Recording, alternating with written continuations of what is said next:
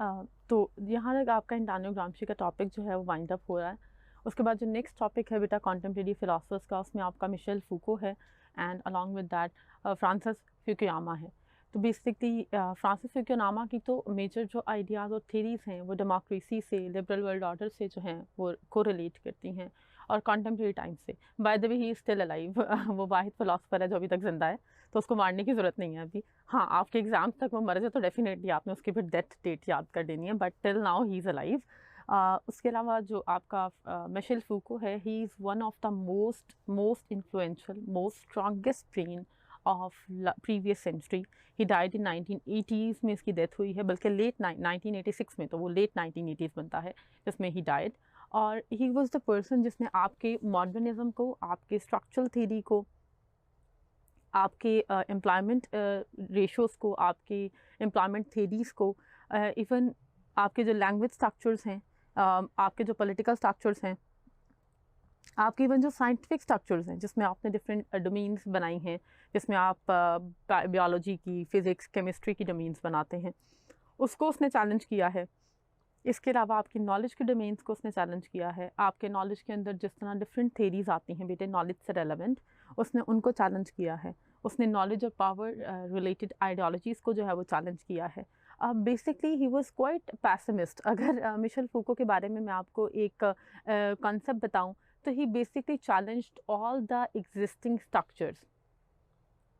इसीलिए हम कहते हैं कि Michel Foucault basically is the philosopher who belongs to the post-modern time या post-modern era। post-modern era बेटा वो है जो basically modernity principle से भी satisfy नहीं है, जो claim करता है कि modernism ने भी structures को बहुत ज़्यादा rigid कर दिया है। modernity भी अगर आप अपने peak पर देखो तो बहुत rigid और orthodoxy stance जो है वो adopt करती है। post-modernism कहता है कि reality is still in flux, reality is just like a fluid. इसको आप स्पेसिफाई नहीं कर सकते, आप इसको डिफाइन और डेराइव नहीं कर सकते कि अभी आप जो चीज़ एज्यूम कर रहे हैं वो 100 ईयर्स के बाद भी ऐसी ही है। तो बेसिकली पोस्ट मॉडर्निज्म कहती है कि जो स्ट्रक्चर्स आपने डेवलप कर दी हैं, जैसे लेजिस्लेटिव है, एग्जेक्टिव है, जुडिशरी है, तो आप ये क्लेम नहीं कर सकते कि these are the best political structures. हो सकता है आने वाले कुछ अरसे के बाद या आफ्टर 100 ईयर्स, इवन सेंचुरीज के बाद, यू गॉट टू रियलाइज और आपको डिफरेंट तरह के इंस्टीट्यूशंस जो हैं वो डेवलप करने पड़े। इन इंस्टीट्यूशन से लोग सेटिस्फाई ना हो, फिर वो कहते हैं कि आपके जो वर्ल्ड व्यूज़ होते हैं, आप जो वर्ल्ड व्यूज़ का मतलब है एक specific narrative regarding the world place, world stage, world ideology, जिसमें आपकी ग्लोबलाइजेशन भी आ जाती है, आपकी नेशंस की कोएग्जिस्टेंस भी आ जाती है। लेकिन इन सब के बावजूद अगर आप 21st सेंचुरी में देखें तो ब्रेक्सिट का अलग होना यूरोपीय यूनियन से, फिर एंटी ग्लोबलाइजेशन मूवमेंट्स का जो इन्हांस है, तो बेसिकली जेन्युइनली एक बात तो प्रूव हो रही है कि लोग मॉडर्निज्म से, टेक्नोलॉजिकल एडवांसमेंट से और साइंटिफिक रेवोल्यूशन से भी कहीं ना कहीं सेटिस्फाई नहीं है। They need something more. कोई ना कोई चीज़ मिसिंग है जिससे वो सेटिस्फाई नहीं है, जिससे वर्ल्ड व्यू और वर्ल्ड नैरेटिव जो उनको दिए जा रहे हैं वो उससे सेटिस्फाई फील नहीं कर रहे। They need some new liberal stories, they need new philosophies, they need new structures जो बेसिकली उनकी जितनी भी नीड्स हैं, डिमांड्स हैं, उसको सेटिस्फाई कर सकें। वो आपके लैंग्वेज के स्ट्रक्चर्स हों जिसको आप लिंग्विस्टिक्स बोलते हैं, वो आपके सोशोलॉजी के स्ट्रक्चर्स हों जो आपकी सोसाइटी से कोरिलेट करते हैं, वो आपकी पॉलिटिक्स से स्ट्रक्चर्स हों जो आपकी गवर्नमेंट से कोरिलेट करते हैं, वो आपकी सिविल सोसाइटी के स्ट्रक्चर्स हों जो आपकी बेसिकली सिविलियन नीड से कोरिलेट करते हैं, वो आपके नॉलेज के स्ट्रक्चर्स हों जिसमें आपने primary education, secondary, higher education वगैरह को डेवलप कर दिया। तो ये जो स्ट्रक्चरिंग ऑफ एवरीथिंग है, इसकी ज़रूरत क्यों पड़ रही है? इसका मतलब है कि आप कहीं ना कहीं ह्यूमन बीइंग को कन्फाइन करना चाह रहे हैं, इनसर्कल करना चाह रहे हैं, उसको स्ट्रक्चर्स के अंदर बांधना चाह रहे हैं। तो अगर देखा जाए तो बेटा मोनार्क्स के टाइम पे भी तो यही था कि डिफरेंट स्ट्रक्चर्स के अंदर कन्फाइन कर दिया जाता था इंसान को, उसी के अगेंस्ट तो फिर उसने रिवॉल्ट किया है। तो अगर 21st सेंचुरी के अंदर भी आपने डिफरेंट स्ट्रक्चर्स के अंदर उसकी पावर्स को कन्फाइन ही करना है, तो definitely he is never going to be satisfied with you, क्योंकि इंसान कभी भी इस तरह के स्ट्रक्चर से सेटिस्फाई नहीं होता जो बेसिकली उसकी पावर्स को लिमिटेड कर रहे हो। इसका मतलब है he needs something else and he needs something more। इसीलिए मिशेल फूको, उसके बाद जो देरिडा वगैरह है, जो कि पोस्ट मॉडर्न फिलोसोफर्स हैं, उन्होंने मॉडर्निज्म की जितनी भी realities, structures, world narratives, world views exist कर रहे हैं, वो क्लेम करते हैं कि अगेन उसी तरह की स्ट्रक्चरिंग की जा रही है जो प्रीवियस टाइम्स में एग्जिस्ट करती थी। और वो स्ट्रक्चरिंग जो है वो इतनी ही रिजिड है जितनी आज से 2000 साल पहले थी। उसके अगेंस्ट इंसान की रिबेलियसनेस और रिवॉल्ट उतना ही एग्रेसिव होगा जितना आपको 2000 साल पहले नज़र आता है। और अगर इतना अगेंस्ट उसके रिवॉल्ट होगा तो डेफिनेटली फिर आपकी जो डेवलपमेंट है और आपके जो सिविलियन डेवलपमेंट प्रोग्राम्स हैं, या फिर आपकी एक सोसाइटल डेवलपमेंट है, या आपकी नेशनैलिटी की डेवलपमेंट है, वो फिर स्टेगनेंट हो जाएगी। When it is stagnant again, तो डेफिनेटली उस स्टेगनेंटनेस की वजह से एक और चीज़ आपको नज़र आएगी, जिसका मतलब है कि ह्यूमन डेवलपमेंट प्रोसेस जो है उसके ऊपर अगेन फुल स्टॉप लग जाएगा। फुल स्टॉप लगने के बाद क्या होगा, वही कि कुछ एरिया, कुछ एरा, कुछ टाइम पीरियड जो है वो डार्क एजिस का होगा और एवेंचुअली उसके अगेंस्ट फिर रिवॉल्ट आएगा। तो why we are doing this again, इसका मतलब है कि हमें उस टाइम पीरियड से पहले ही नए आइडियोलॉजीज को इनकलकेट करने की ज़रूरत है, जिसको आपके ह्यूमन बीइंग एक्सेप्ट कर सकें, जिसको लोग जो है मॉडर्निटी प्रिंसिपल के साथ उन चीज़ों को भी एक्सेप्ट कर सकें कि it's fine, it's not very rigid. अगर आपको ये स्ट्रक्चर पसंद नहीं है तो आप कोई और स्ट्रक्चर फॉलो कर सकते हैं। अगर आपको इस स्ट्रक्चर से इशू है तो आप कोई और स्ट्रक्चर फॉलो कर सकते हैं। इट्स नॉट अबाउट कि आपको डेफिनेटली इन्फ्लुएंस किया जाएगा कि नहीं, आपने इन्हीं सारी बाउंड्रीज के अंदर इनसर्कल्ड रहना है। तो that was the claim of Michel Foucault. He born in 1926 and he died in 1984. Freedom of conscience entails more dangers than authority and despotism. ठीक है, वो कहता है जो आपका कॉन्शियसनेस का फ्रीडम है, जो आपका कंसाइंस का मतलब है आपके ज़मीर का जो एक आज़ादी है, वो ज़्यादा डेंजरस है, बहुत डेंजरस है, रादर देन अगर आपको अथॉरिटी, किसी गवर्नमेंटल अथॉरिटी या डेस्पोटिज्म बेटा कहते हैं बहुत एग्रेसिव गवर्नमेंट्स को। अब बहुत एग्रेसिव गवर्नमेंट्स जो बेसिकली रिलीजन नैरेटिव्स को या थियोलॉजिकल प्रिंसिपल्स को, थियोलॉजी वर्ड निकला है आपके रिलीजियस टेक्स्ट से, उसको यूज़ करें पब्लिक को कंट्रोल करने के लिए। अथॉरिटी का वर्ड यूज़ होता है किसी भी गवर्नमेंटल रियलिटी के लिए, आपके मोनार्क्स के लिए, आपके फाशिस्ट रिजीम्स के लिए बेटे, आपकी ऑब्वियसली मोनार्किज्म के लिए। तो ये सब अथॉरिटी को जो है वो डिफ़ाइन करते हैं। वो ये कहता है कि अगर किसी का ज़मीर ही आज़ाद हो जाए, व्हाट डज इट मीन, बड़ी वीक सी टर्म है। इसका मतलब है कि अगर आप सच, झूठ, ठीक है, truth, lie, false, what is good, what is bad, इन सब चीज़ों से ही बाहर आ जाएं, तो what is the thing, what is the power who is going to stop you. इसका मतलब है कि आपने अपने कंसाइंस के अंदर, आपने अपने ज़मीर के अंदर ये बात डेवलप कर ली है कि जो मैं कर रहा हूँ वो गलत है ही नहीं। इसमें सबसे अच्छी एग्जांपल अगर मैं कोट करूँ तो सीरियल किलर्स कॉन्टेम्प्रेरी टाइम्स में यही समझते हैं कि हम कुछ गलत कर ही नहीं रहे हैं। उनको किसी को मारते हुए ये फील नहीं होता कि they are doing something wrong. उनको ये लगता है कि इससे हमें साइकोलॉजिकल प्लेजर मिल रहा है, तो we are doing the right thing. इसके अलावा कॉन्टेम्प्रेरी टाइम्स के अंदर जो इस्लामोफोबिया के नाम पे क्रिटिसाइज किया जा रहा है हमारे रिलीजन को, नाउजुबिल्लाह, holy prophet peace be upon him के जिस तरह के कार्टूनिक इमेजेस बनाए जा रहे हैं, वो बेसिकली यही है ना कि आपने दूसरे के रिलीजन्स को रिस्पेक्ट करना छोड़ दिया है। अगर आप ह्यूमन बीइंग्स होते हुए दूसरे के रिलीजन को इसी तरह से रिस्पेक्ट करें जिस तरह के आपके अपने रिलीजन्स हैं, तो डेफिनेटली इसका मतलब है कि आपको पता होगा कि हमारा फ्रीडम किस हद तक होना चाहिए। अब फ्रीडम ये तो नहीं है ना कि आपको एक इंसान बुरा लग रहा है तो आप उठ के उसका मर्डर कर दें और आप अपने आप को सेटिस्फाई करने के लिए और कोर्ट के अंदर ये आर्गूमेंट यूज़ करें कि देखें जी मेरी आज़ादी ये है कि मैं कुछ भी कर सकता हूँ, इसलिए मैंने उठ के मर्डर कर दिया। तो इसका मतलब है कि ये जो अनलिमिटेड फ्रीडम का कॉन्सेप्ट है जो वेस्टर्न डेमोक्रेसीज में दिया गया, दैट इज़ मोर डेंजरस। ये ह्यूमन बींग्स को एक और वर्ज और एक और कॉन्फ्लिक्ट पे ले गया है। इससे तो बेहतर था अथॉरिटी और डेस्पोटिज्म ही रहता, आपकी रिलीजियस मोनोपोलाइजेशन ही रहती, आपके मोनार्क्स ही रहते, क्योंकि उस टाइम पे एटलीस्ट ह्यूमन इवलनेस की जो नेचर है या ह्यूमन इवल्स जो हैं या उसके जो बैड एट्रीब्यूट्स ऑफ पर्सनालिटी हैं उसको कंट्रोल करने के लिए अथॉरिटीज़ तो एग्जिस्ट कर रही थी। कॉन्टेम्प्रेरी टाइम्स में तो वो भी नहीं है। तो फूको ये क्लेम करता है कि ये इसलिए हुआ है कि आपने कुछ स्ट्रक्चर्स को इम्प्लीमेंट करने के लिए जो इंसान को राइट्स प्रोवाइड किए उसकी बाउंड्रीज और लिमिटेशंस को डिफाइन नहीं किया, सिर्फ इसलिए कि आप अपने मॉडर्निटी टाइम या मॉडर्न टाइम पीरियड्स के उन प्रिंसिपल्स को, उन आइडियोलॉजीज़ को, उन स्ट्रक्चर्स को इम्प्लीमेंट कर सकें। That is why human beings जो हैं वो एक और वर्ज ऑफ कलैप्स पे पहुंच गए हैं। बेसिकली मिशेल फूको का थोड़ा सा इंट्रोडक्शन देख लेते हैं। He was from obviously France. He was a French historian and philosopher associated with the structuralism and pro structuralism movements. French historian बेटा, इसने ना हिस्ट्री को बहुत ज़्यादा इनकलकेट किया है। ऑब्वियसली जब मैं अथॉरिटेरियन और डेस्पोटिज्म को एक्सप्लेन कर रही हूँ तो उसने बहुत प्रीवियस टाइम्स की भी हिस्ट्री को जो है वो एक्सप्लेन करके बताया कि किस तरह से ह्यूमन नेचर को आपने कंट्रोल करने की कोशिश की है, किस तरह से डिफरेंट टाइम पीरियड्स पे ह्यूमन बिहेवियर्स को जो है वो टेम एंड ट्रेन किया गया है जस्ट लाइक एनिमल्स। उसके लिए क्या क्या टेक्निक्स और टूल्स यूज़ हुए हैं उसमें वो ये भी कोट करता है। और इसके अलावा उसका हिस्ट्री के ऊपर भी बहुत बड़ा क्रिटिसिज्म है। वो ये कहता है कि हिस्ट्री हम तक डायरेक्ट या फर्स्ट सोर्स से नहीं पहुंची। आप 2000 साल पहले की हिस्ट्री पढ़ रहे हैं, उस टाइम पे आप एग्जिस्ट नहीं कर रहे थे। आप जैसे कई आए और कई गए, आप तक वो हिस्ट्री पहुंचते पहुंचते कितनी चेंज हुई है, उसमें कितनी रियलिटी है, उसमें कोई चीज़ रियल है भी या नहीं, ये सब कुछ फिक्शनस है या सारी मिथ्स हैं, इसके बारे में कौन एक्सप्लेन कर सकता है? No one. क्योंकि 2000 साल पहले के बंदों को तो आप ग्रेवयार्ड से नहीं उठा के ला सकते ना कि भाई बताओ ये तुमने ठीक किया था, ये तुमने ठीक लिखा था या गलत। ना ही आपके पास कोई टाइम मशीन का कॉन्सेप्ट है कि आप 2000 साल पीछे चले जाएं और आप जाकर देखें कि अच्छा उस टाइम पीरियड पे यही हो रहा था। तो हिस्ट्री तो वैसे भी वो लिखते हैं ना जो सर्वाइवर होते हैं, जो वॉर्स में बच जाते हैं, जो टेरिटोरियल एक्सपेंशनिज्म के अंदर जो विक्ट्री ले गए।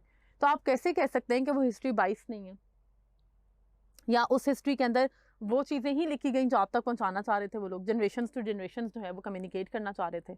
तो पहला तो उसका पॉइंट ये है। फिर वो कहता है इसको स्ट्रक्चरलिज्म और पोस्ट स्ट्रक्चरलिज्म मूवमेंट्स के साथ वो कोरिलेट करता है। स्ट्रक्चर्स वही बेटा जो आपने बेसिकली मॉडर्निटी को प्रमोट करने के लिए स्पेसिफिकेशन ऑफ स्ट्रक्चर्स की है। स्पेसिफिकेशन के अंदर आपके लीगल प्रिंसिपल्स कैसे होंगे, आपकी जुडिशरी कैसे स्ट्रक्चर में काम करेगी। केस है तो पहले लॉयर कोर्ट में जाएगा, फिर हायर कोर्ट में जाएगा, फिर सुप्रीम कोर्ट में जाएगा, फिर जुडिशियल रिव्यू भी हो सकता है। तो आपने एक पूरा स्ट्रक्चर डिफाइन कर दिया। आपकी एक फाइल है, सबसे पहले जो है वो क्लर्क के पास जाती है, फिर आगे फिर आगे फिर आगे। आपका सिंपल एक FIR है, उसका पूरा प्रोसीजर आपने डिफाइन कर दिया। तो आपने बहुत ज़्यादा स्ट्रक्चर्स के अंदर इंसान को कन्फाइन कर दिया। तो बेसिकली उसमें स्ट्रक्चर्स के बाद जो उसका स्ट्रक्चर्स के ऊपर क्रिटिसिज्म है वो उसको पोस्ट स्ट्रक्चरिज्म मूवमेंट्स के साथ रिप्लेस करता है कि इस तरह के एक्सट्रीम स्ट्रक्चर्स से इंसान फेडअप होकर डेफिनेटली रिवॉल्ट करेगा अपनी ही गवर्नमेंट्स के अगेंस्ट, और जिसको जो है टॉलरेट करना बहुत मुश्किल हो जाएगा for the civilians, for the public. और गवर्नमेंट के लिए उस टाइम पर न्यू स्ट्रक्चर्स को इनकलकेट करना बहुत मुश्किल होगा। तो बेहतर है कि आप पहले ही अपने वर्ल्ड व्यूज़ और वर्ल्ड नैरेटिव्स को जो है वो एड्रेस करें, और आप यूनिवर्सलिटी प्रिंसिपल की जगह जो है वो इंडिविजुअलिज्म को जो है वो इस तरह से प्रमोट करें कि वो लिमिटाइज भी रहे और एट द सेम टाइम वो सेटिस्फाई भी कर रहा हो। उसके बाद he has had strong influence not only in philosophy but also in the wide range of humanistic and social scientific disciplines. मैंने आपको पहले ही बताया है बेटा कि उसका ह्यूमन नेचर के बारे में, उसका ह्यूमन कल्चर्स के बारे में, उसकी ह्यूमन सोसाइटीज़ के बारे में, उसका human times and different eras of history के बारे में उसका बहुत काम है। और इसके अलावा साइंटिफिक डिसिप्लिन्स में आपकी साइकोलॉजी आती है बेटे, आपकी फ़िलासफ़ी आती है, मेटाफिज़िक्स जिसमें आप डिवाइन रियलिटी गॉड की बात करते हैं, आपकी एथिक्स एंड मोरालिटीज़ उसके ऊपर भी उसका बहुत काम है। और last but not the least scientific education, biology की जो डोमेन है, आपकी जेंडर्स की जो डोमेन है, सेक्सुअलिटी की जो डोमेन है, उसके ऊपर उसने बहुत काम किया है। तो दिस इज़ द थिंग जिसकी वजह से कॉन्टेम्प्रेरी टाइम में या 21st सेंचुरी में हम मिशेल फूको को जो है बहुत इन्फ्लुएंशियल फिलोसफर जो है वो कंसीडर करते हैं। सबसे पहले histories of madness and medicine. इसका histories of madness and medicine के ऊपर बहुत काम है बेटा। Histories of madness and medicine में ये कहता है कि प्रीवियस टाइम में हम सुनते हैं फ्राइडियन थेरी, कॉल यूंग को हम सुनते हैं। तो वो कहता है कि हमने डिफरेंट जो मैडनेस की हिस्ट्री सुनी है, हमने सुना है कि मैड पर्सन एग्जिस्ट करते थे, उनका ट्रीटमेंट ऐसे किया जाता था, उनकी मैडनेस को इस तरह से डिफ़ाइन किया जाता था और उसकी मेडिकेशन इससे इस तरह से की जाती। तो ये कहता है इसकी क्या गारंटी है कि वो जेन्युइनली इस तरह के मैड पीपल थे, या फिर उनकी साइकोलॉजी को जो है वो सोसाइटल स्ट्रक्चर्स के थ्रू इन्फ्लुएंस नहीं किया गया, या उनको पागल बनाने में सोसाइटी का कोई रोल था ही नहीं, या फिर उनके इन्वायरमेंट का या उनके नर्चर का कोई रोल नहीं था। तो वो कहते हैं हम तक तो वही सब बातें पहुंची जो हमने पढ़ ली हैं। कंटेम्प्रेरी टाइम्स के अंदर तो आप ये भी कहते हैं कि बिहेवियरिस्टिक स्कूल्स को फॉलो करें। आप देखें अगर एक इंसान मिसफिट है या अनफिट है सोसाइटी के लिए तो उसकी क्या रीजंस हैं।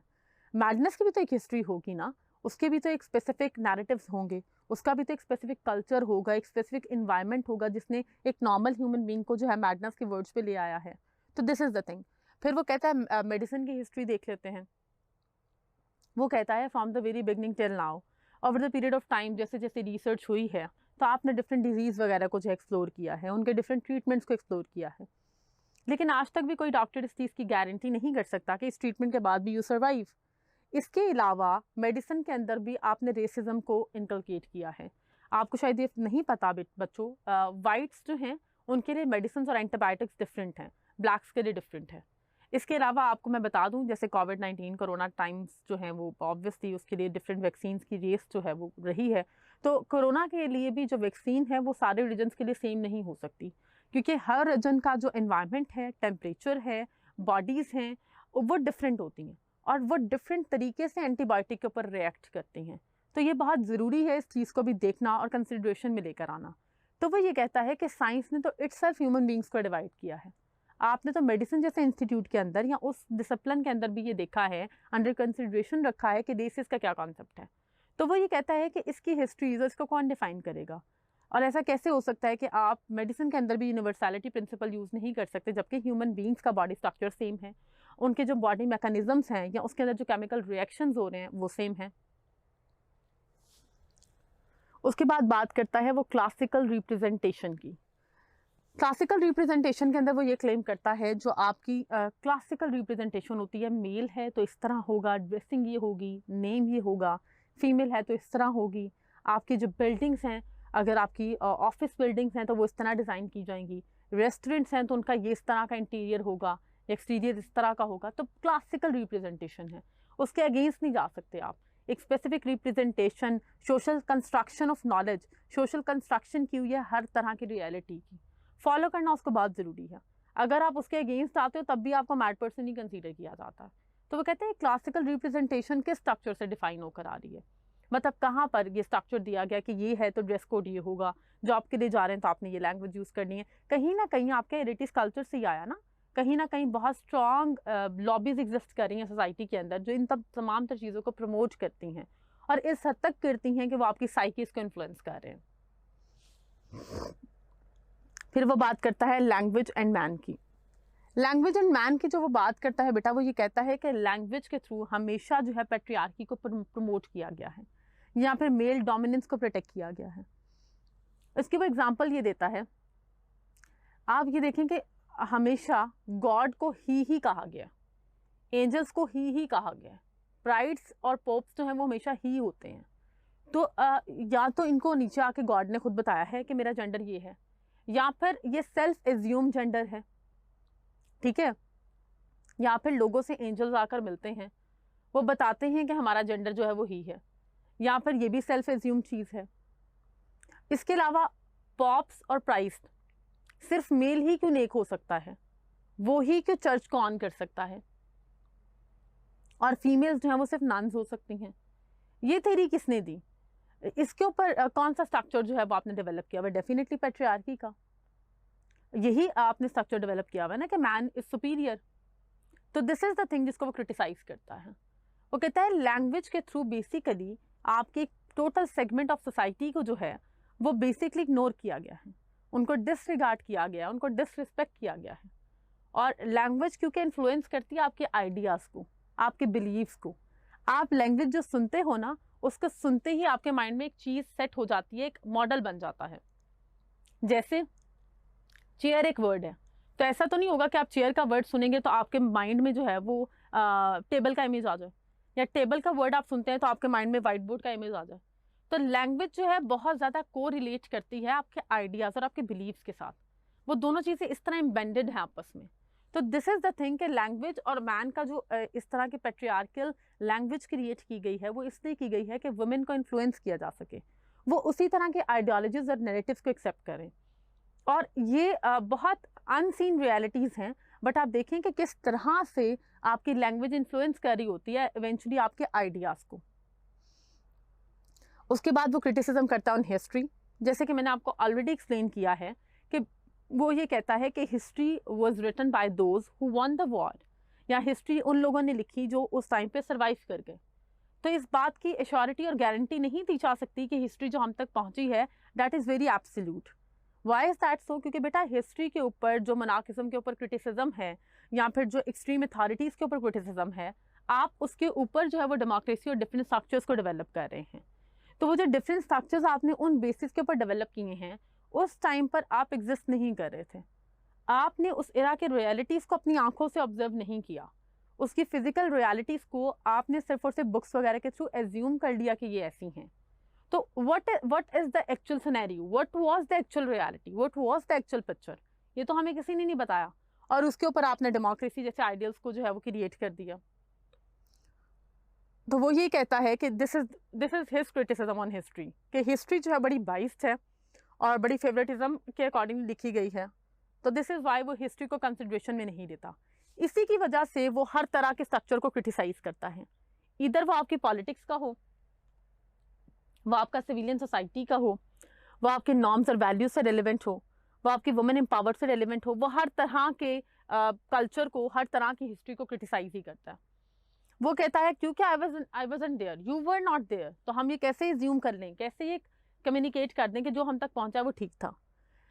फिर बेटा उसका क्रिटिसिज्म है ऑन बायोलॉजी। वो ये कहता है ये जो बायोलॉजिकल साइंसेस हैं ये डिफाइन करती हैं कि who is strong, who is week.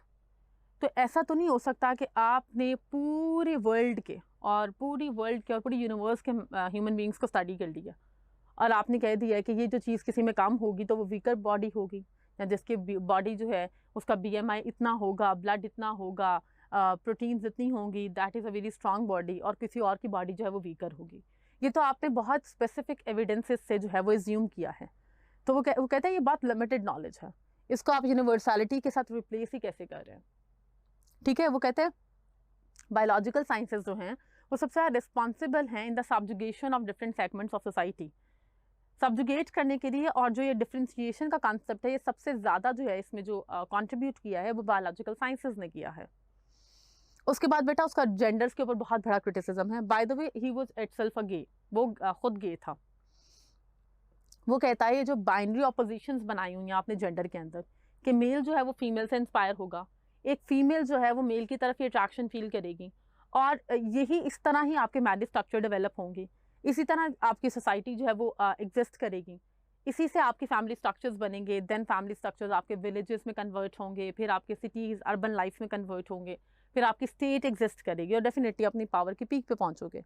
तो वो कहता है ये किसने गारंटी किया, किसने कहा कि मेल्स को जो है वो मेल्स के अंदर इंटरेस्ट नहीं हो सकता या फीमेल्स को फीमेल में नहीं हो सकता। वो कहता है हर चीज़ के अंदर आपने बाइनरी ऑपोजिशन क्यों क्रिएट की, male versus female, black versus white, god versus एवल।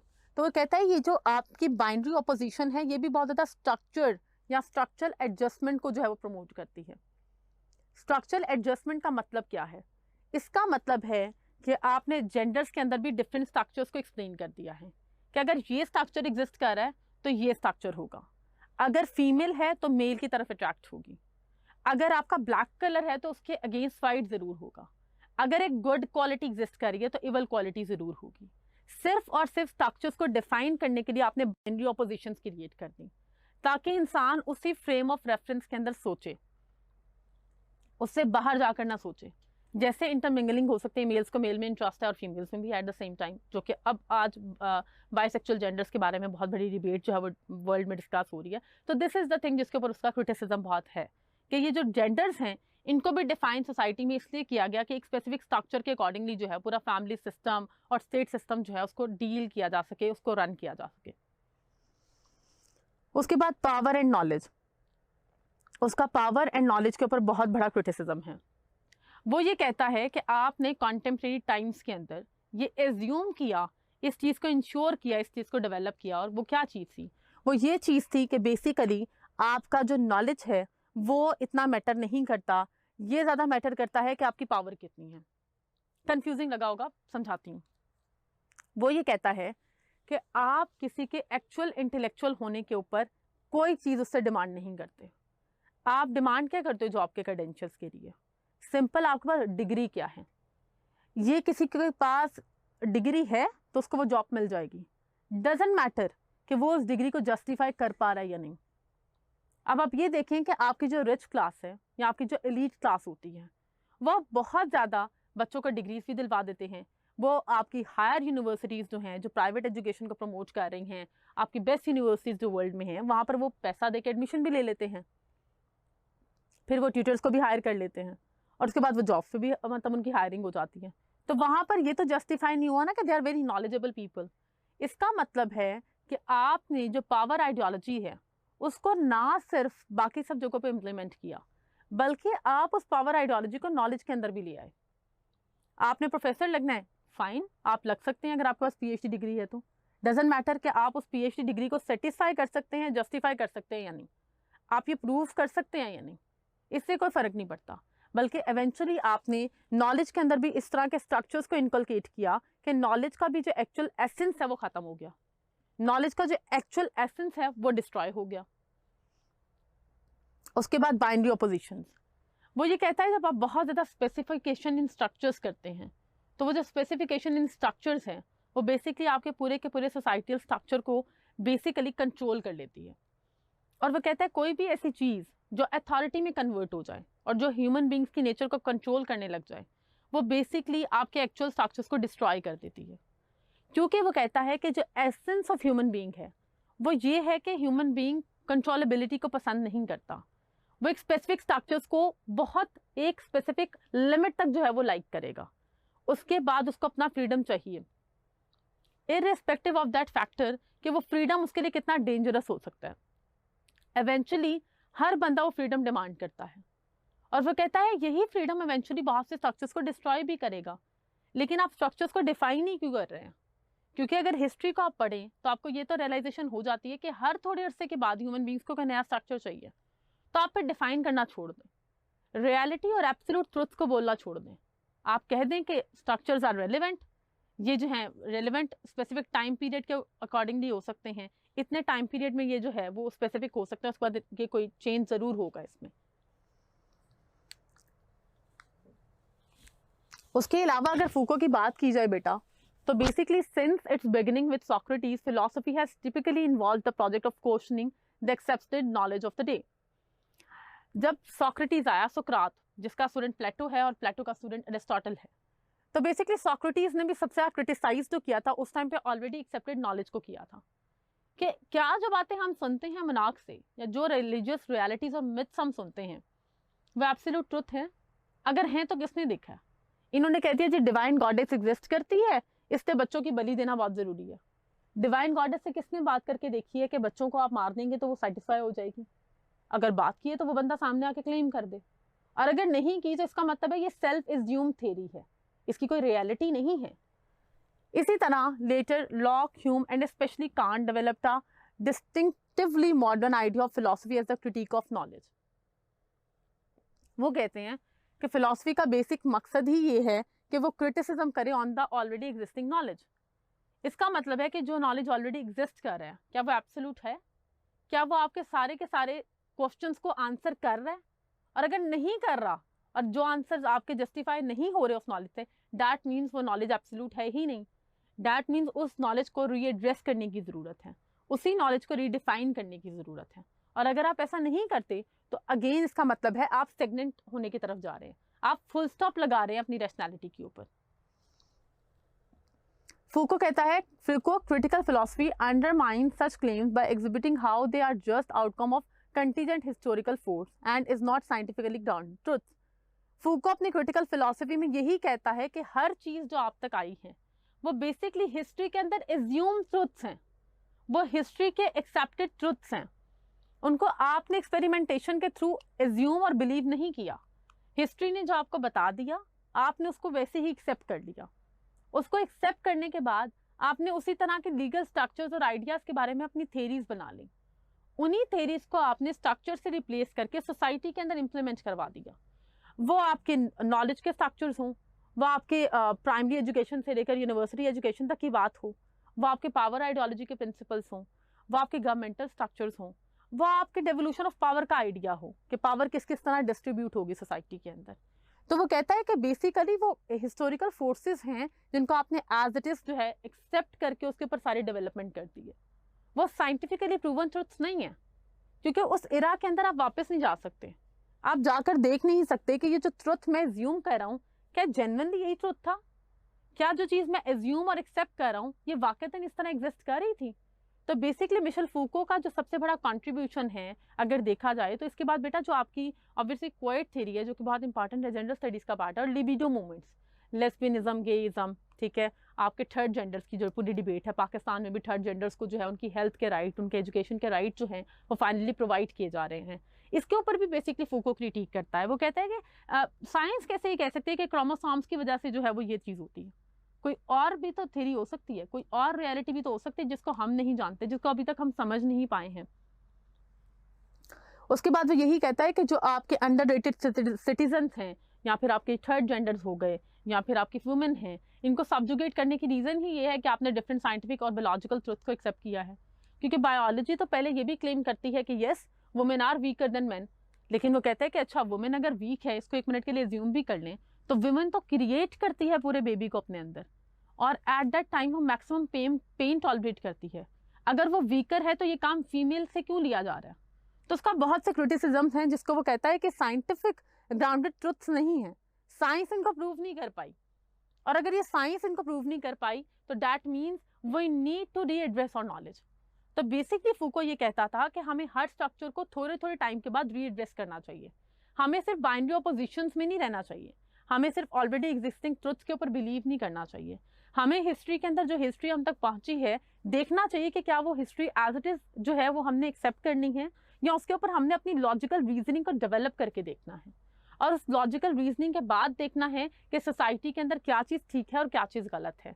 इसी को लेके उसका हिस्ट्री, बाइनरी ऑपोजिशन, सेक्सिज्म के ऊपर पूरा का पूरा क्रिटिसिज्म है, पावर और नॉलेज को इस तरह से एक्सप्लेन और एलाबोरेट करता है। लैंग्वेज एंड मैन, पूरी लैंग्वेज के ऊपर जो है वो क्रिटिसिज्म करता है। तो बेसिकली जितने भी एग्जिस्टिंग स्ट्रक्चर्स हैं उसके ऊपर जो है वो फूको का क्रिटिसिज्म है। तो बच्चों आई होप इससे आपको बेसिकली फूको की थ्योरी जो है वो अच्छे से क्लियर हो गई होगी। तो यहाँ तक था बेसिकली आपका मिशेल फूको की फिलॉसफी एंड थ्योरी। एक और बच्चों बात मैं आपको एक्सप्लेन कर दूं कि फूको के ऊपर आज तक क्वेश्चन नहीं आया क्योंकि सम हाउ इसकी क्रिटिसिज्म ज़्यादा है और इसकी नॉलेज के बारे में थ्योरी ज़्यादा हैं, लेकिन और एजुकेशन के ऊपर इसका जो थ्योरी ऑफ एजुकेशन है उसके ऊपर इसका थोड़ा बहुत क्रिटिसिज्म है।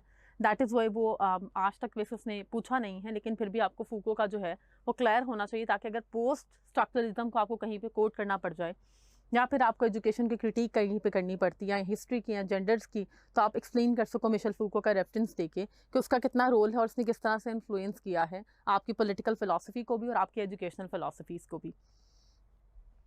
उसके बाद जो आपका नेक्स्ट फिलोसोफर है that is Francis Fukuyama. He is the last philosopher of your contemporary domain और he is still alive.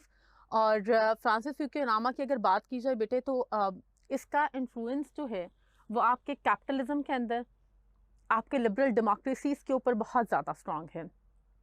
He is the most prominent and most listenable voice with reference to the unipolarity world order। ये basically America की जो power है, America के जो decisions हैं, America को जो इन्फ्लुएंस है अराउंड द ग्लोब, उससे बहुत इंस्पायर्ड था। वो एक अलग बात है कि कॉन्टेम्प्रेरी टाइम्स में इसके व्यूज़ क्या हैं वो मैं आपको बाद में फर्दर एक्सप्लेन करूँगी।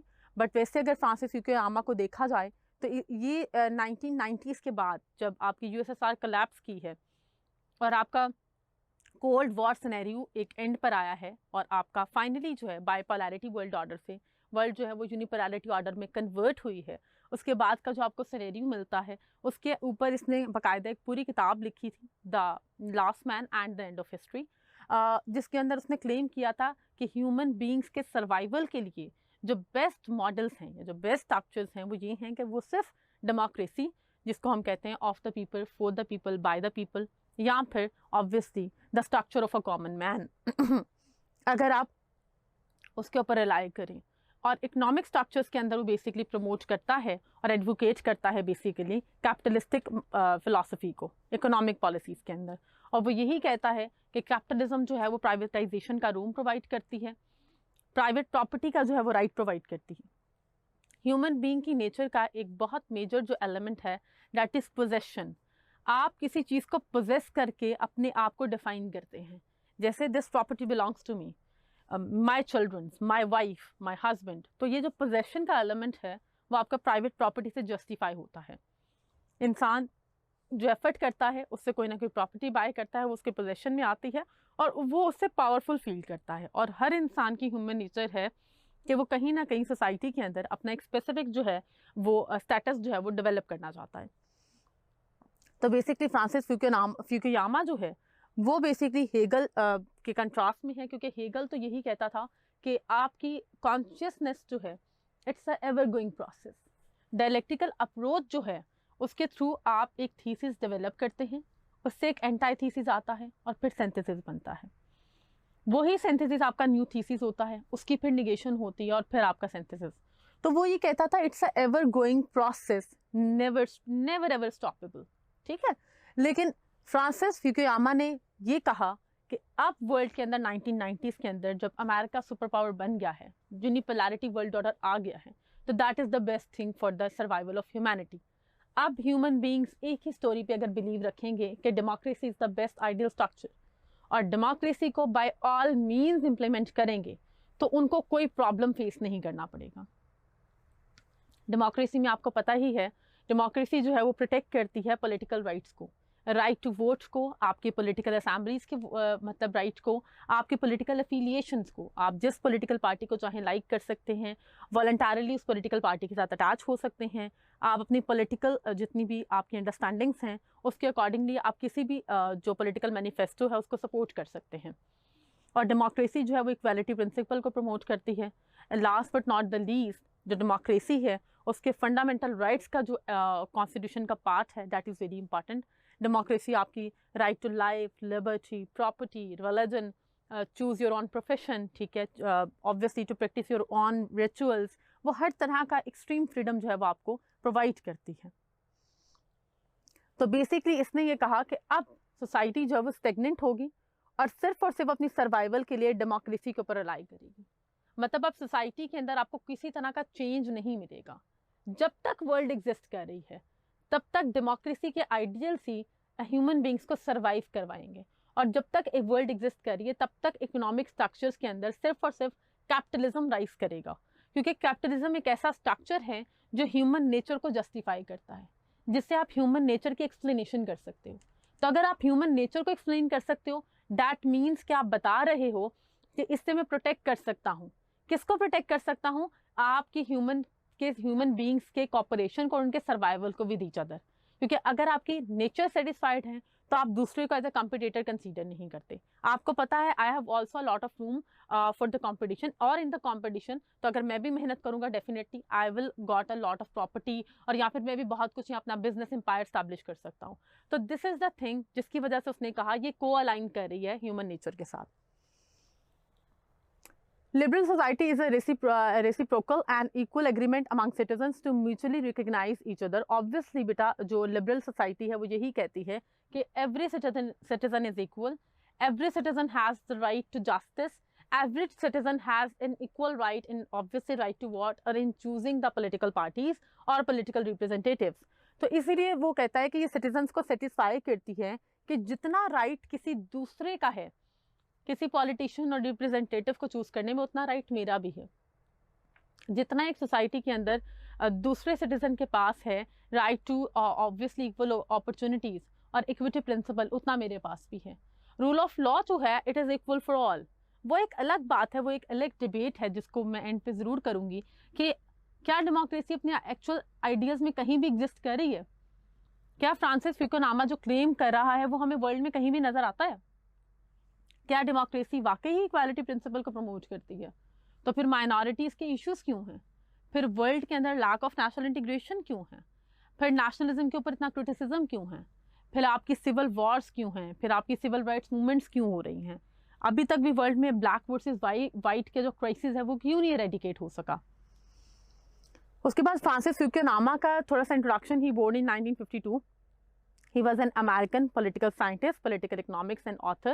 ये बेसिकली इसकी अगर आइडेंटिटी बताऊँ तो he is Japanese, but Japanese होने के साथ साथ obviously he is an American nationalist और अमेरिकन सिटीजनशिप है, और ये जो है बेसिकली अमेरिका की जितनी भी आइडियोलॉजीज़ हैं उनको बहुत ज़्यादा एडवोकेट करता है। Fukuyama is known for his book The End of History and the Last Man, which he written in 1992, which argued that worldwide spread of liberal democracies and free market capitalism of the West and its lifestyle may signal the end point of humanity's socio-cultural evolution and become the final form of human government. Fukuyama has written a number of other books, among them Trust, The Social Virtues and the Creation of Prosperity and or Post-Human Future, Consequences of the Biotechnology Revolutions. इसने basically, जैसे कि मैं आपको already बता चुकी हूँ, ये claim किया था कि डेमोक्रेसी और कैपिटलिज्म जो हैं they are the best for human survival और ह्यूमन गवर्नमेंट्स के लिए बेस्ट आइडियोलॉजिकल स्ट्रक्चर्स हैं। और उसने ये कहा था कि अब फर्दर सोशो कल्चर एवोल्यूशन की डेवलपमेंट नहीं होगी, क्योंकि उसका कहना ये था कि कल्चर में जो इक्वालिटी नॉर्म प्रिंसिपल है उसको जस्टिफाई करती है डेमोक्रेसी, और सोसाइटी के अंदर ये है सोशल आपके जो नॉर्म्स होते हैं उसके अकॉर्डिंगली कि यही कि आपके कल्चर के ऊपर क्रिटिसिज्म ना हो, आपके अपने कल्चर को फॉलो करने दिया जाए, आपके कल्चर को क्रिटिसाइज ना किया जाए। तो डेमोक्रेसी जो है आपके सोशल राइट्स को भी जो है वो प्रोटेक्ट करती है। उसके अलावा जो इसकी बुक्स हैं बेटा, उसमें है the social virtues and the creation of prosperity. इस बुक का जो अगर थोड़ा सा क्रक्स बताऊं तो उसने यही कहा है कि आप डेवलपमेंट, सिविलियन डेवलपमेंट किस तरह से कर सकते हैं। सोशल वर्च्यूज़ का मतलब है कि आप किस तरह के सोशल गुड्स को प्रमोट कर सकते हैं, वेलफेयर प्रोग्राम्स को प्रमोट कर सकते हैं, जिससे आप इवेंचुअली जो है पूरी सोसाइटी को अपलिफ्ट कर सकते हैं। और उसके जितने भी सोशल इवल्स हैं सोसाइटी के अंदर, जैसे करप्शन है, नेपोटिज्म है, इसको आप कैसे एरेडिकेट कर सकते हैं, और उसके बाद आपका जो ह्यूमन फ्यूचर है वो कैसे हो सकता है। उसके अलावा जो consequences of the biotechnological revolution है, इसके ऊपर एक नाम बता रही हूँ, युval नोआ हरारी, ठीक है, he is the most emerging leading philosopher. उसकी बुक है 21 लेसन्स फॉर 21st सेंचुरी, वो पढ़ लीजिएगा।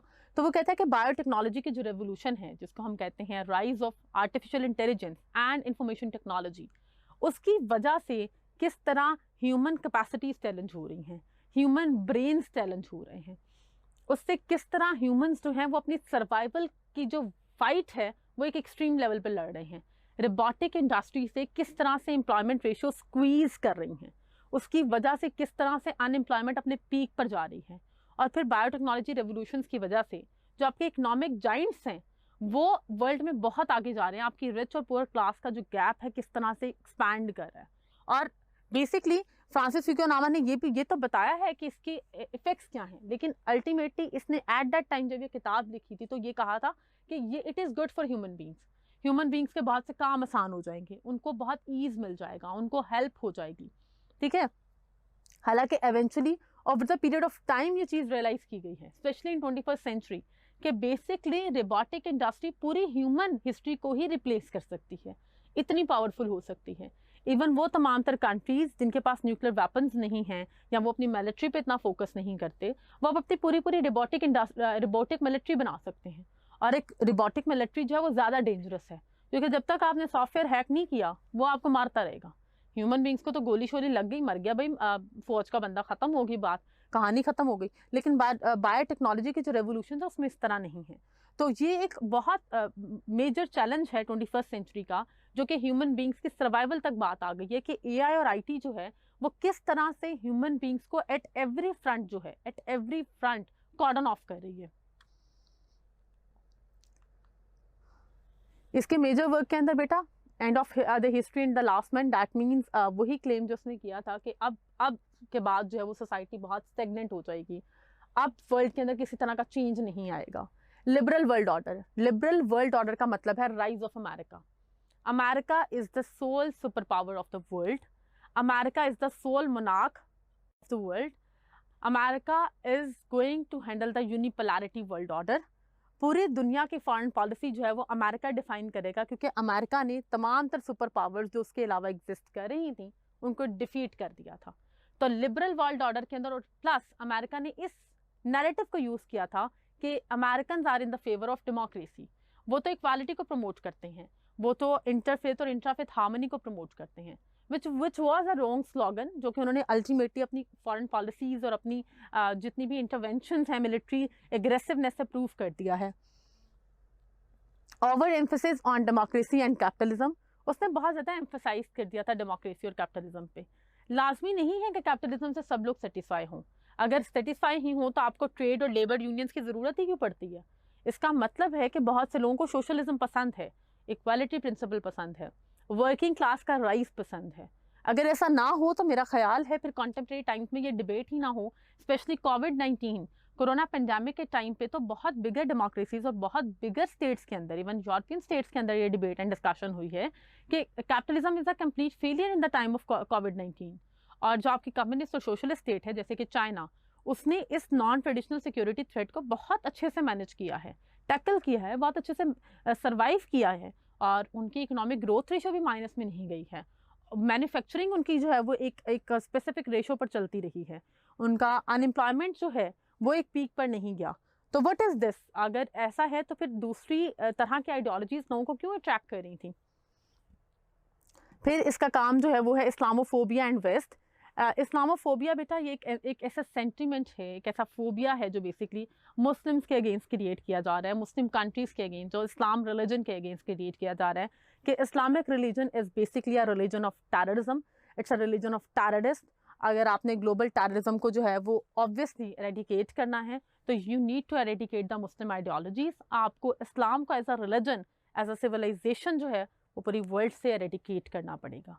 और वेस्ट के बारे में ये क्लेम किया जाता है कि ये जो है सुपरमैन है, ठीक है, ये वाइट्स मैन बर्डन थ्योरी के ऊपर जो है वो ऑब्वियसली रिलाई कर रहे हैं। मोस्ट सिविलाइज नेशन है, टेक्नोलॉजिकल एडवांसमेंट में they are far far ahead and they are basically protecting the human necessities. ये बेसिकली ह्यूमन के लिविंग स्टैंडर्ड्स को इम्प्रूव करने के लिए बहुत काम कर रहे हैं। ये एजुकेशनल सेक्टर के अंदर बहुत सी एडवांसमेंट लेकर आ रहे हैं। इनके infrastructure development programmes they are at the peak. तो बेसिकली वेस्ट वर्सेस इस्लामोफोबिया। लेकिन इनको इस्लाम से इतना थ्रेट क्यों है?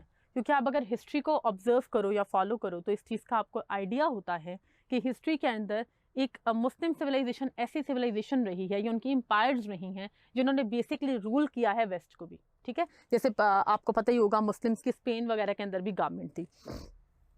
दैट इज़ वाई वेस्ट को हमेशा थ्रेट रहा है मुस्लिम से सबसे ज़्यादा। लेकिन वो एक अलग बात है, now they are very threatened by the Chinese. Last but not the least, ये सब इसके मेजर वर्क्स थे, लेकिन इसने इन सारे थीसिस को बेसिकली निगेट कर दिया है, स्पेशली 2009 के बाद। जब आपका अफगानिस्तान वॉर ऑन टेरर के ऊपर जो है इनका बहुत बजट जो है वो इन्वेस्ट हो गया। अलॉन्ग विद दैट ये प्रूफ हो गया वर्ल्ड के सामने कि Iraq invasion was on not the legal principles, और इन्होंने फेक नैरेटिव यूज़ किया था इराक में इन्वेट करने के लिए। 2003 के अंदर जो अमेरिकन इन्वेजन है इराक की, सिर्फ और सिर्फ ऑयल रिसोर्सेज को कैप्चर करने के लिए किया गया था। फिर उसके बाद जो स्प्रिंग अरब स्प्रिंग के नाम से एक रेवोल्यूशन स्टार्ट होती है और वो पूरे मिडल ईस्ट में स्प्रेड की है। उसके अंदर जो डेमोक्रेसी के फेलियर्स हैं और उसके अलावा जो लिबरल वैल्यूज़ के फेलियर्स हैं वो उनको बहुत क्लियर कट नज़र आते हैं। उसके अलावा जो आपके डेवलप्ड और अंडर डेवलपिंग स्टेट्स के अंदर एक डिफरेंस आपको नज़र आता है with reference to democratic ideals, तो वो उसने अपने थीसिस को खुद ही निगेट कर दिया था। और उसने जो है वो काफ़ी क्रिटिसाइज कॉन्टेम्प्रेरी टाइम के अंदर वो काफ़ी क्रिटिसाइज़ करता है अमेरिकन पॉलिसीज़ को भी, और अमेरिकन जितनी भी फॉरेन पॉलिसी है उनकी, जितनी भी उनकी नेशनल पॉलिसीज़ हैं उसको वो काफ़ी क्रिटिसाइज़ करता है। फ्यूकुयामा के ये थॉट्स थी कि किस तरह अमेरिकन जो हैं वो रूल कर सकते हैं और किस तरह अमेरिकन जो हैं वो एक पीक को अचीव कर सकते हैं। पहली थी exploration of social norms. Exploration of social norms ये होता है कि आप ये देखें कि आपका डेमोक्रेटिक सिस्टम जो है वो सोशल नॉर्म्स के साथ को अलाइन कर जाए, आपके सोशल वैल्यूज़ के साथ को अलाइन कर जाए, आपकी वैल्यूज़ इक्वालिटी प्रिंसिपल्स के साथ को अलाइन कर जाए। आप लोगों को अगर सोशल नॉर्म्स में उनके टैबूज़ के अंदर सेटिस्फाई कर देते हैं तो वो गवर्नमेंटल स्ट्रक्चर्स के अगेंस्ट रिवॉल्ट नहीं करते, ये ह्यूमन नेचर है। लेकिन अगर आप किसी के कल्चरल वैल्यूज़ के ऊपर, उनके फैमिली स्ट्रक्चर्स के ऊपर जो है वो क्रिटिसिज्म करेंगे, या उनको वो रिचुअल्स फॉलो करने से जो है वो किसी तरह रोकेंगे बाय हुक और बाय क्रक, तो definitely they are going to revolt against the government. तो ये बात है जिसकी वजह से उन्होंने कहा था कि अमेरिका जहाँ पर भी अपनी पावर को मतलब जहाँ पर भी अपनी पावर के थ्रू लोगों को इन्फ्लुएंस करना चाह रहा है, वहाँ के सोशल नॉर्म्स को वो ज़रूर देख ले, उसके सोशल नॉर्म्स के साथ को अलाइन करे, उसके बाद अमेरिका वहाँ पर रूल कर सकता है, ठीक है। Secondly, economic liberalism.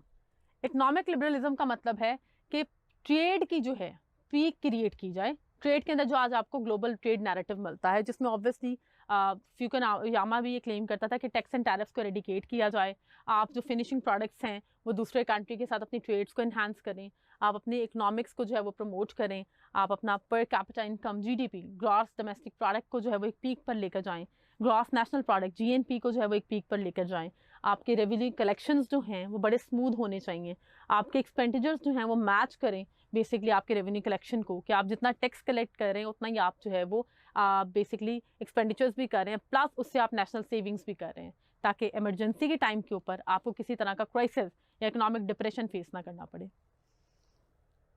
उसके अलावा वो हिस्ट्री ऑफ न्यू कंजर्वेटिविज्म पे आता है। हिस्ट्री ऑफ न्यू कंजर्वेटिविज्म वो ये कहता है कि जितनी भी हिस्ट्री में आपने कोलैप्स देखा है वो इसलिए देखा है कि बेसिकली एक्सट्रीम रेसिज्म वगैरह को प्रमोट कर दिया जाता है, एक्सट्रीम कल्चर पे चले जाते हैं। जैसे ऑटोमन एम्पायर के अंदर आप देखें कि टर्की की अगर आप हिस्ट्री पढ़ें तो उसमें पता चलता है जो बादशाह हैं वो बहुत ज़्यादा कल्चर और पोइट्रीज़ वगैरह में बहुत ज़्यादा इंडल्ज हो गए थे, पोइट्री प्रोग्राम्स के अंदर बहुत इंडल्ज हो गए थे, और उन्होंने बेसिकली लग्जरीज वगैरह को अपना लाइफ स्टाइल बना लिया था, और ये एज्यूम कर लिया था कि we are a very supreme race and we are born to rule, और हमें शायद कोई चैलेंज नहीं कर सकता। मुगल एम्पायर के अगर देखें तो मुगल एम्पायर के भी आपको यही डायनामिक्स जो हैं वो नज़र आते हैं। तो न्यू कंजर्वेटिविज्म की तरफ उसने कहा कि नहीं जाना, अमेरिका को हमेशा लिबरल वैल्यूज़ को ही प्रमोट करना है। वो एक अलग बात है, अनफॉर्चुनेटली अमेरिकन न्यू कंजर्वेटिविज्म तो क्या कंजर्वेटिविज्म की तरफ चले गए हैं। जैसे America make America great again, ठीक है, और इसी स्लोगन के ऊपर ट्रंप ने विन भी किया है। दैट मीन्स कि American are basically promoting the hyper nationalism perspectives now, इसीलिए उनकी इमिग्रेशन और माइग्रेशन को लेकर रूल्स जो हैं वो बहुत ज़्यादा चेंज हो गए हैं, प्लस टैक्स एंड टैरिफ्स की पॉलिसीज़ वो बहुत ज़्यादा इंप्लीमेंट कर रहे हैं, और अमेरिका जो है वो बेसिकली रिवॉल्ट कर रहा है अगेंस्ट एवरी कंट्री, और वो डिफरेंट फिनिशिंग प्रोडक्ट्स के ऊपर भी जो है वो टैरिफ्स को इम्प्लीमेंट कर रहे हैं, जिससे ना सिर्फ वो दूसरे कंट्रीज़ की इकॉनमी को डिस्टर्ब कर रहे हैं बल्कि एवेंचुअली वो खुद जो है वो अपनी इकॉनमी को बहुत डिस्टर्ब कर रहे हैं, जिसकी वजह से वहाँ पर पावर्टी, इन्फ्लेशन और अनएम्प्लॉयमेंट रेशो जो है वो एट इट्स पीक आपको नज़र आती है। उसके बाद नियो कंजर्वेटिविज्म की बात है जो कि अमेरिका में पहले प्रमोट हुआ, एंड फाइनली जो है now they are on the conservatism, और अब वो कंजर्वेटिविज्म की तरफ चले गए हैं under the Trump administration, right. उसके बाद आता है फ्रांसिस फुकुयामा के कॉन्टेम्परेरी व्यूज़। कॉन्टेम्परेरी व्यूज़ की अगर मैं बात करूँ बेटे तो सबसे पहले आता है excessive militarisation and embrace of unilateral intervention. America की जो इंडस्ट्री सबसे ज़्यादा पीक पर है वो उनकी वेपन इंडस्ट्री है और उनकी मिलिट्री है, ठीक है। वो हमेशा अपने बिजनेस के अंदर सबसे ज़्यादा यूज़ करते हैं अपनी मिलिट्री के पर्सपेक्टिव को, और अपनी वेपन्स की सेल को वो नंबर 1 पे रखते हैं, जिसकी वजह से उनकी एग्रेसिव पॉलिसी जो है वो पूरी वर्ल्ड के अंदर दुनिया को नज़र आती है। प्लस यूनिलैटरल इंटरवेंशन, वो कहीं पे भी अगर उन्हें इंटरवीन करना है तो वो यूनिलैटरली कर जाते हैं, because they consider we are the super power of the world, we don't need anyone else. हम यूनिलैटरली भी इंटरवीन कर देंगे तो nobody is going to stop us, because international organisation, वो यूनाइटेड नेशंस हो, वो आपका इंटरनेशनल कोर्ट ऑफ जस्टिस हो, वो इंटरनेशनल क्रिमिनल कोर्ट हो, हर जगह पर बेसिकली अमेरिका रूल कर रहा है, ठीक है। तो इसलिए उनको लगता है कि यूनिलैटरल इंटरवेंशन भी हमारे लिए कोई थ्रेटनिंग नहीं बात नहीं है। फिर सेकंड है major mistakes of Bush administration. Bush administration ने बहुत सी ऐसी मिस्टेक्स की जिसकी वजह से आपने देखा कि उनकी जो एक इन्फ्लुएंस है अमेरिकन का वो पूरी वर्ल्ड के अंदर कोलैप्स कर गया। पहली mistake, US has a right to promote its own values in the world. Bush administration ने बाय हुक और बाय क्रुक की कोशिश की कि यूएस की जितनी भी वैल्यूज हैं उनको पूरी वर्ल्ड के अंदर प्रमोट किया जा सके, जिसमें डेमोक्रेसी के स्लोगन के ऊपर पूरे मिडिल ईस्ट को और मिडिल ईस्ट क्राइसिस को क्रिएट किया गया, जिसमें बेसिकली अमेरिकन फूड और अमेरिकन कल्चर को प्रमोट करने के लिए फेमिनिज्म की मूवमेंट्स को पूरी वर्ल्ड में क्रिएट किया गया। डेमोक्रेसी को एक सिंगल स्ट्रक्चर के तौर पे प्रमोट करने के लिए डिफरेंट कंट्रीज की फॉरेन पॉलिसी को और डिफरेंट कंट्रीज को as a puppet state use किया गया।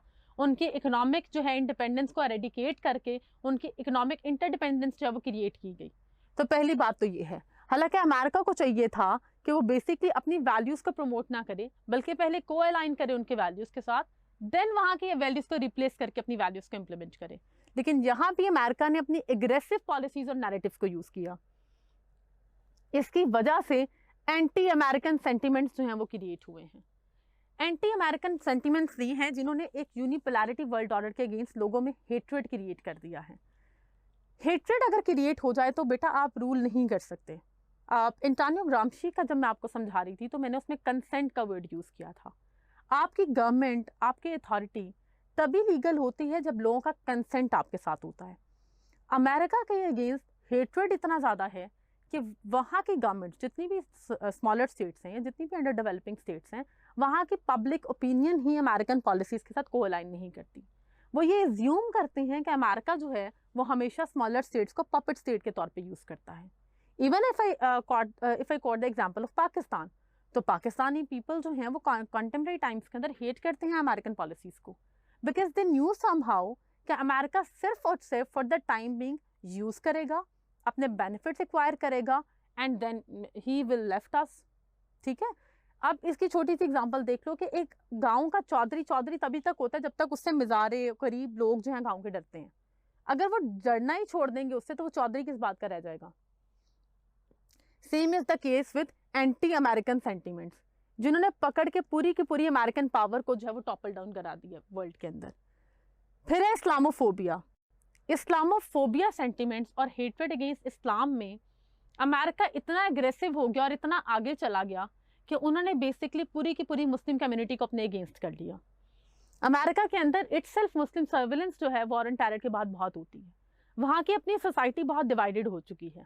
सेम इज द केस कि उसने बेसिकली मुस्लिम कंट्रीज के अंदर वॉर ऑन टेरर के नाम पे इतने ऑपरेशंस किए कि उसने अपनी इकोनॉमी को कोलैप्स कर लिया।